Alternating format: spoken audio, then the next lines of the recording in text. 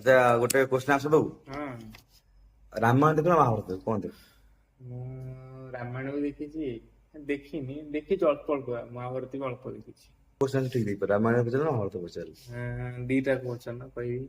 ଆଚ୍ଛା କହିଲୁ ଭୀଷ୍ମଙ୍କ ନାଁ କଣ? ଭୀଷ୍ମଙ୍କ ବାପାଙ୍କ ନାଁ କଣ ଥିଲା? ପିତାମହ ଭୀଷ୍ମ। ଭୀଷ୍ମଙ୍କ ବାପାଙ୍କ ନାଁ ଥିଲା କି କଣଟେ ଥିଲା, ହେଁ ହେଁ, ଖାଲି ଗପ ସବୁ ଗାଁ ଛାଡ। କହିଦେବି ଭୀଷ୍ମଙ୍କ VI ଭୀଷ୍ମଙ୍କ ନାମ ଭୀଷ୍ମ ହବା ପୂର୍ବରୁ କଣ ଥିଲା? ଥିଲା VI ମାନେ ମହାଭାରତ ଚେଞ୍ଜ କରିଦେବେ, ମହାଭାରତ ଚେଞ୍ଜ କରିଦେବେ। ଆଚ୍ଛା ହଉ। ନା ହଉଛି ଥିଲା ଇଏ କଣ। ଆଚ୍ଛା ହଉ, ଏତିକି ଗୋଟେ ସହଜ କୋଶ୍ଚିନ୍ କହ। ହଁ, ରାମାୟଣରେ ହଁ। ରାବଣର ଯୋଉଠି ଯାଉଥିଲା, ଯିବା ଆସିବା କରୁଥିଲା ଯୋଉ ବାହନରେ, ତା ନାଁ କଣ ଥିଲା? ରାବଣ ଯାଉଥିଲେ। ହଁ, ତା ଯୋଉ ବାହନ ଥିଲା। ଆଜିକାଲି ଯେମିତି ଆମେ ଏରୋପ୍ଲେନ ଚଲାଉଛେ, ଏରୋପ୍ଲେନ ଯାଉଛି ଉଡ଼ିକି ବି, ତା ସେ ବାହନ ନାଁ କଣ ଥିଲା? ଏଇଟା ବହୁତ ସହଜ କୋଶ୍ଚିନ୍।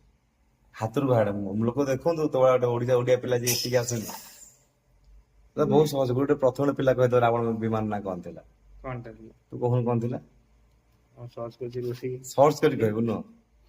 କଣ ଥିଲା? ଧନ୍ୟରେ ଓଡିଆ ଜନ୍ମ ଧନ୍ୟ ତୁ ଏହା ଗୋଟେ। ଗୋଟେ କୁହ କଣ ଥିଲା? ପୁଷ୍ପକ ବିମାନ ଥିଲା, ପୁଷ୍ପକ ବିମାନ। ପୁଷ୍ପକ। ଇଏଟା ଇଏ କୋଉଠି ଆଚ୍ଛା ବସିଛ? ଆପଣମାନଙ୍କ ଭିତରୁ କିଏ ଜାଣିଛନ୍ତି ନା ଏଇଟା ମୁଁ ଜାଣିଥିଲି, ପିତାମହ ଏଇଟା ମୁଁ ଭୀଷ୍ମଙ୍କ ନାଁ? ଜାଣିଥିଲି। ଆଗରୁ ପିତାମହ ଭୀଷ୍ମ ହବା ପୂର୍ବରୁ କଣ ଥିଲା? ତା ବାପା ନାଁ କଣ ଥିଲା? ମତେ କମେଣ୍ଟରେ କହିବେ। ମୁଁ ଜାଣିଥିଲି ହେଲା, ହଁ କାଇଁ କହିଲେ କହିଲିନି ଏତେ ଓହୋ ଜଲଦି, ସେ କହିଦେଇଥାନ୍ତି। ଓହୋ।